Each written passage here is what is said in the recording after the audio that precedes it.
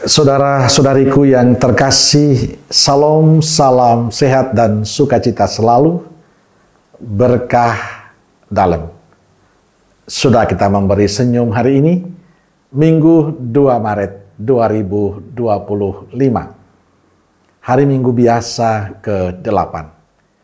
Kita awali permenungan kita hari ini dengan tanda kemenangan Kristus.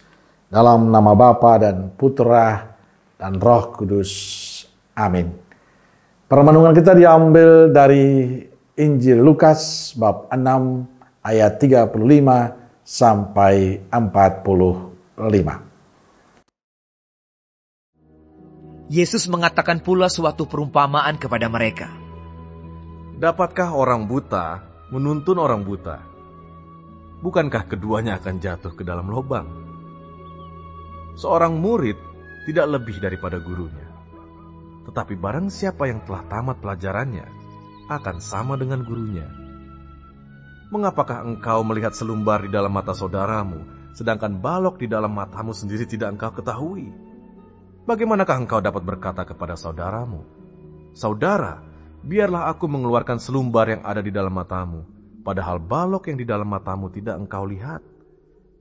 Hai orang munafik, keluarkanlah dahulu balok dari matamu, maka engkau akan melihat dengan jelas untuk mengeluarkan selumbar itu dari mata saudaramu.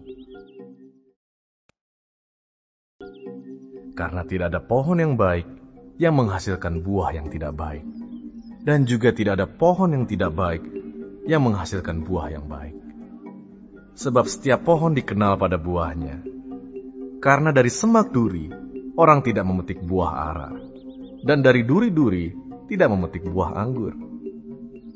Orang yang baik mengeluarkan barang yang baik dari perbendaharaan hatinya yang baik, dan orang yang jahat mengeluarkan barang yang jahat dari perbendaharaannya yang jahat. Karena yang diucapkan mulutnya meluap dari hatinya. Saudara-saudariku terkasih, ada sebuah pepatah Prancis berkata, kita tidak boleh berbicara buruk tentang orang yang sudah meninggal. Tetapi yang luar biasa adalah selama hidup kita tidak pernah berbicara buruk tentang sesama kita. Tapi realitas berkata lain. Setiap hari kita disuguhkan berita tentang nuduh-menuduh, hujat-menghujat, saling menjelekkan sesamanya. Orang tidak mampu menahan dirinya. Orang dengan seenaknya sendiri menghina sesamanya. Bahkan dengan bangganya orang omong tentang keburukan sesamanya. Bahkan bertemu dengan siapapun gampang sekali kita bicara kejelekan orang lain. Bagi saya ini menunjukkan keburukan dan kelemahan dirinya. Menunjukkan bahwa hatinya penuh dengan keburukan. Menunjukkan hatinya penuh dengan kebusukan. Menunjukkan dirinya bukanlah orang yang berkualitas. Orang seperti itu saya menyebutnya dengan berwajah murid Kristus, tapi berhati setan. Mengapa demikian? Karena dalam Injilnya, hari ini Yesus memberikan pesan yang sangat dahsyat. Jangan mudah menghakimi, jangan mudah menuduh, jangan mudah menghujat orang lain.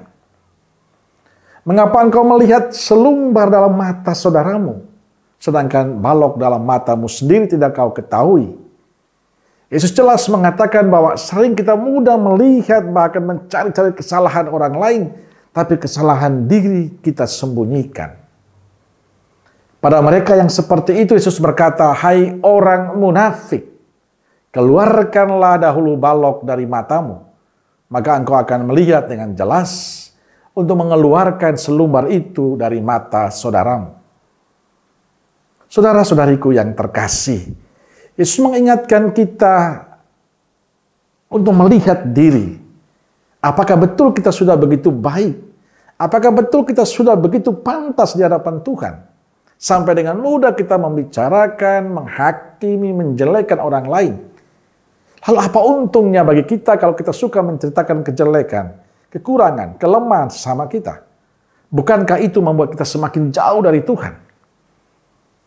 Yesus tidak melarang kita untuk mengkritik, menegur sesama kita. Yang dikecam Yesus adalah orang yang hanya melihat kesalahan sesama, tapi tidak melihat kesalahan diri sendiri. Menasihati, mengkritik itu baik, tapi harus tahu diri.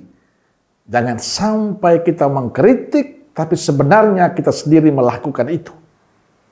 Ya, sehingga kita lebih bijaksana dan arif dalam kehidupan dengan sesama yang lain. Kita berani jujur menyadari kekurangan diri dan memperbaiki diri kita.